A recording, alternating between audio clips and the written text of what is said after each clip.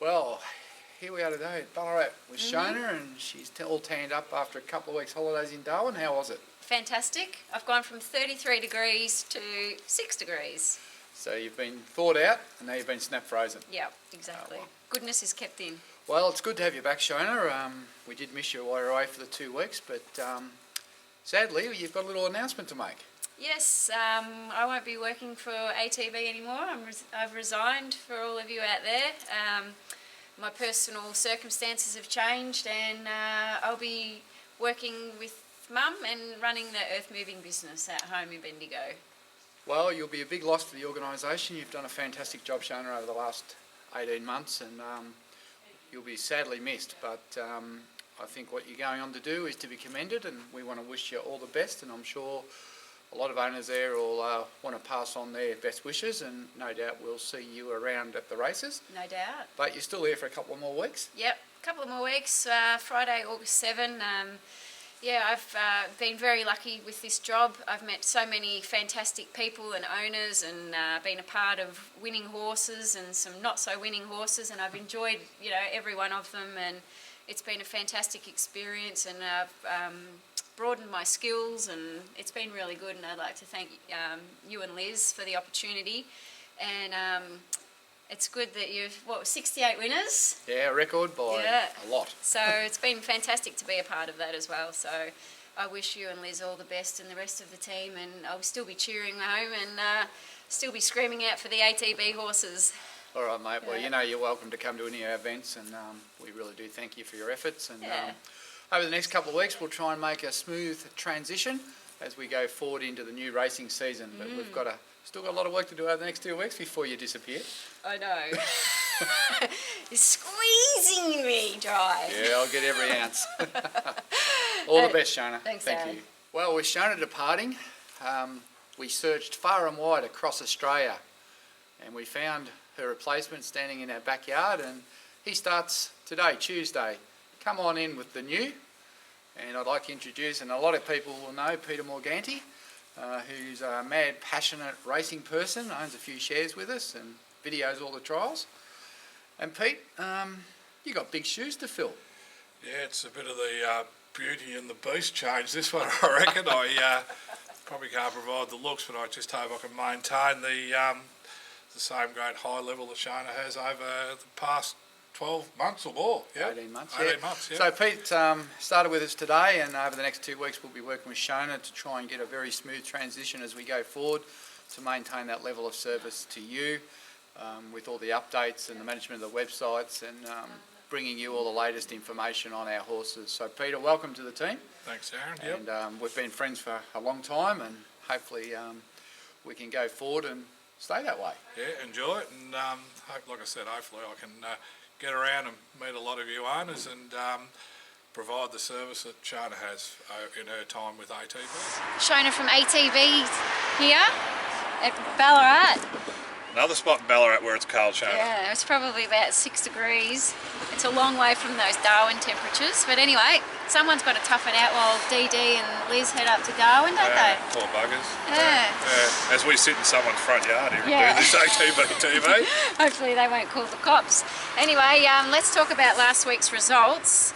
So, Bendigo, we had My Obsession finish 6th. Yeah, I was actually at Bendigo. She, face value may have been a little bit disappointing. I think Darren Weir was a little bit disappointed, but I think Brad said that she basically didn't really handle the surface. It was reasonably heavy. Yeah. She battled on, but I think going forward, she's definitely going to win a race. We just get her in the right race. Yeah, she's still building up fitness as well. Yes. On Friday at Pakenham we had All Roads, who finished 9th, copped interference, and we can just disregard that run, and we'll look for her to be running on in a week or two. Yep.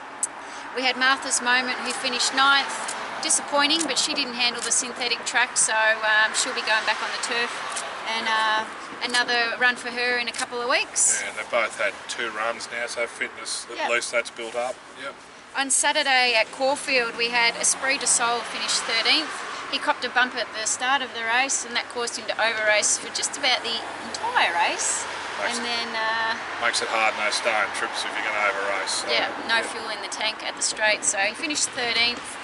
Mark's going to look for another race for him, but it's not to be discouraged by that run. It was just things didn't work out for him. Yep. We had Clairvaux finished 8th at Caulfield. I think Maddie's going to tip him out for a little spell now. He's had a pretty good prep. Been fantastic, actually, yeah. So he'll only have a 4-week spell and he'll come back in and he'll be racing in about 8 to 10 And weeks' he time. seems to be a horse that he comes back well fresh. He races well off breaks, so we look forward to him. Yeah, he'd only had a short spell between Flemington and Caulfield, so I think the key to him is 3 to 4 weeks off in between runs. Yep. And we had Falago finish 2nd at Caulfield. Nearly. Oh, he tries so hard. He does, yeah. Probably the luck didn't quite roll his way in certain stages of the race, and I think Cardi Mallion summed it up on the leader and eventual winner. Yeah. And she probably stole the race in a way, but he ran terrific, Falago. He did, and if you watched this before I went to Darwin, he was my one to follow. And if you stay tuned to ATB TV, I've got a little special guest coming up, so keep tuned. My one to follow was my obsession, so ignore my tips. And I might have actually told the viewers to box up Clairvaux and Falago at a $19.20 an hour. Lovely. Yeah. On Sunday at Geelong, we had the transferred Ballarat meeting on the turf at Geelong. Yep. La Passe finished 4th. She, the consensus there was she missed a bit of work, and that told at the end of the race. She was only beaten a length and a half, so counter in, if she was able to be worked during that period between the last 2 runs, she would have just about probably would have won the race. Yeah, she was supposed to race at Warrnambool on the Sunday Sandown meeting that was transferred down there, but had a foot abscess, so we had to scratch her, unfortunately. But she still looks in good form going forward. Yep. Today we've got Princess Hussey racing at Cranbourne. She's probably a run-off from winning, so she'll take great improvement out of this run with fitness. Seems to be the key with her. She needs a couple under the belt before she hits her best form. Yep, so I've popped up the result there for you now. Friday at Pakenham we've got Edge of War racing.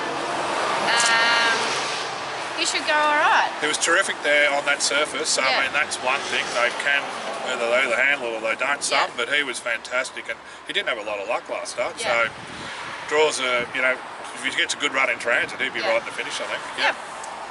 Saturday at Warrnambool we've got Short Espresso and Already Like Her. So both of these should go pretty good. Well, Short Espresso loves the heavy wet, so there'll be no worries about that at Warrnambool. And Already Like Her, well, she won first up. She's knocking on the door. And I mean she's come back in good nick, so both should run well, Shona. Yeah, we've got Reigning Meteor nominated for Rose Hill, but I don't think Matt has accepted, so I think he's coming home and he might have a little spell. Yep, he's had no luck last start, and he was a bit stiff not to win up there while he was up there, so the exercise nearly worked, but he's a promising horse. Just on that, I think we forgot to mention him in the results. He finished 8th.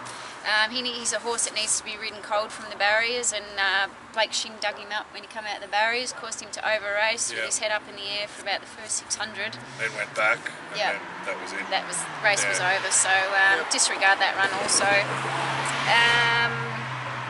Sunday at Horsham, we've got Imaging racing. Yeah, well, I've sort of heard mixed reports, but if he goes up there, obviously last start they had the hood on, the earmuffs, and Brad was surprised how well he settled, and I presume at Horsham it's very tight, that he would probably race forward and have to, and just it is a transferred Bendigo meeting, so he's racing for 30,000 up there, so it's good money. So fingers crossed. You making the trip? I was a bit unaware of that, but I might be now. I've got a little 4th birthday party I've got to get out of. On Monday, Mildura, we've got Grand Arrow racing. It was okay first up without anything startling. You would just think from the benefit of that run in a similar type class should be roundabout.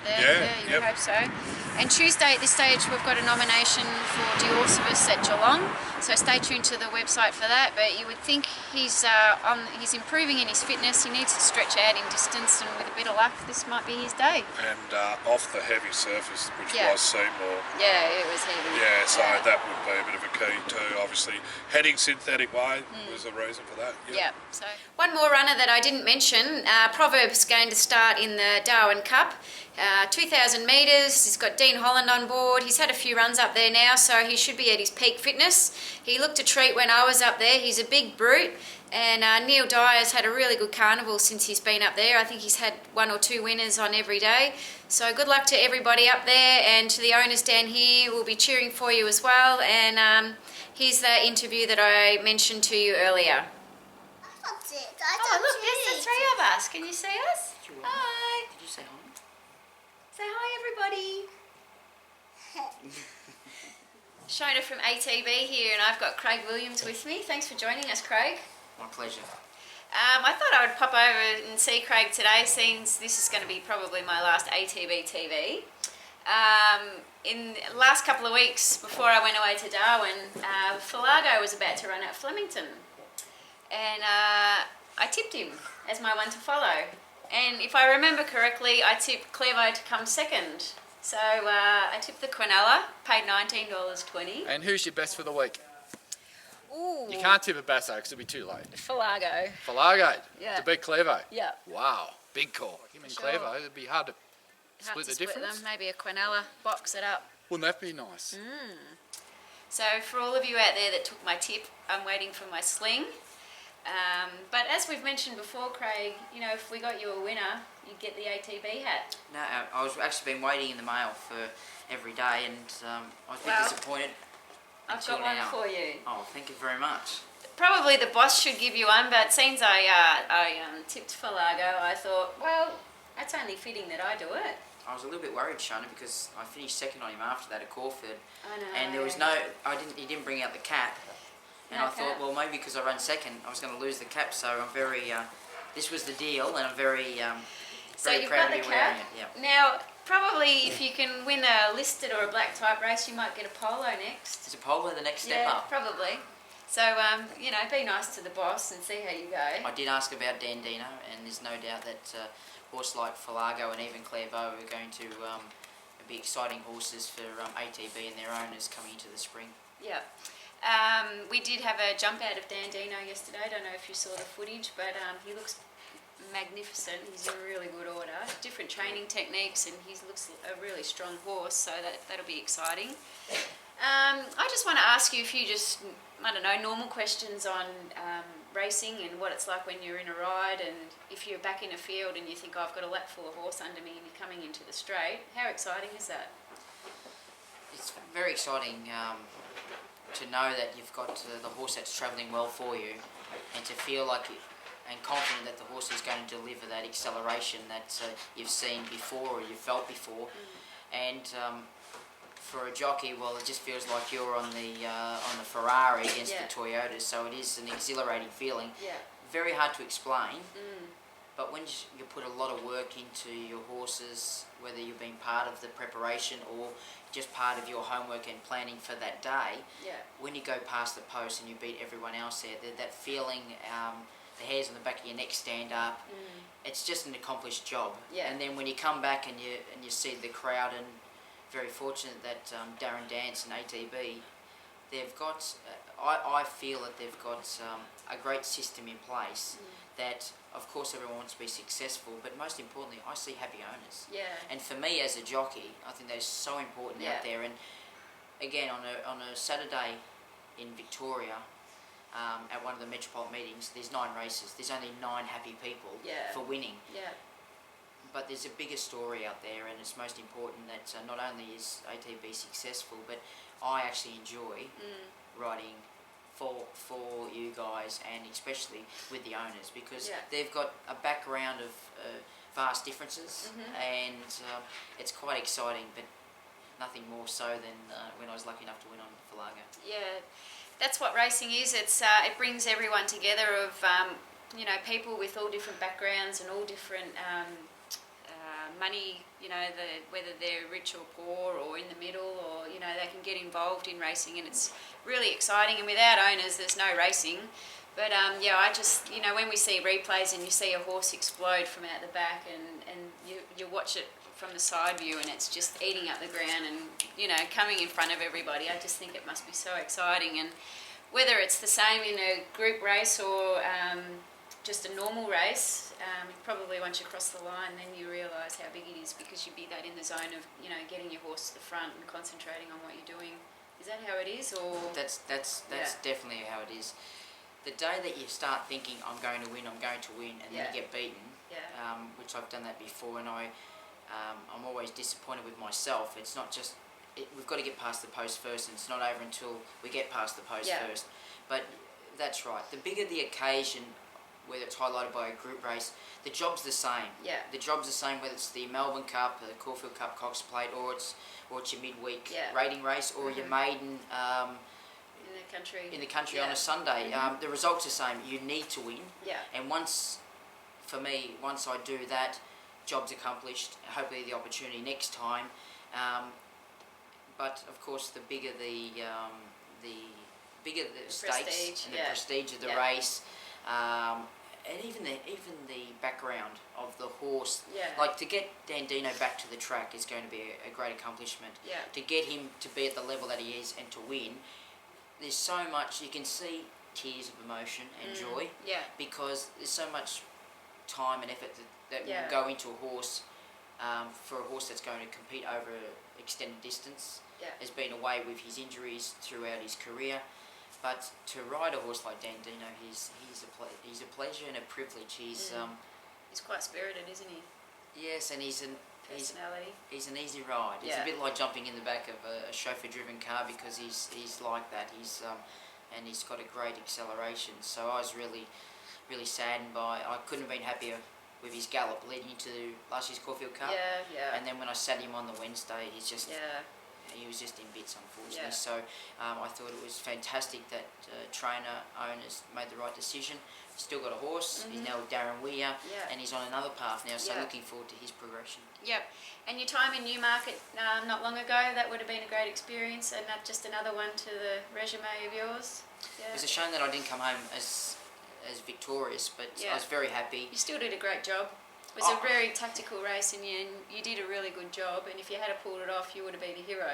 Yeah, but unfortunately when you run second, you're a villain, so that's how well, you can't win them all, can you? And, you know, unfortunately he didn't run as well either in his last start over there. Come fifth, I think, didn't he? No, it was disappointing. We did send over a good contingent of very competitive horses to Royal Ascot and to England this year, and I'm very proud to always represent Australia, and we had a lot of Australian horses representing us and Asia Pacific, and he was our best result. So take nothing away, they travelled from all around the world to compete at Royal Ascot, so it was a privilege to be there. Massive achievement just to get the horse racing over there from Australia. And to run so well, it was great. So. Very good. All right. Well, I don't really find the horse for next year to win. Exactly. Now, I would have had a Craig Williams hat if Guesty hadn't have taken it when I dropped him off at the airport. Well, that's easy to do because we're recording here. You can cut it, so I can quickly run.